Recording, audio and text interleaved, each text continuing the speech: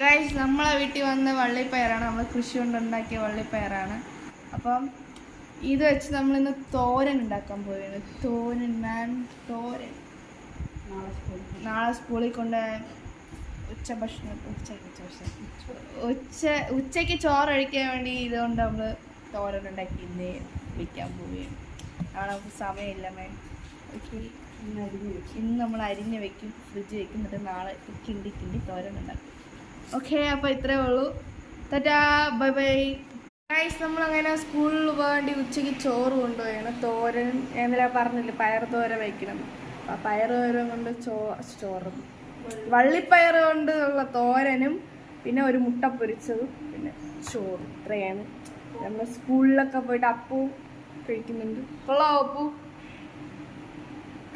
പപ്പവും കഴിക്കുന്നത് എല്ലാവർക്കും ഇഷ്ടപ്പെടുന്നു. നിങ്ങൾക്കും ഇഷ്ടപ്പെടുമെങ്കിൽ നിങ്ങളും ഉണ്ടാക്കണം. അത് രസമുണ്ട്. ബൈ.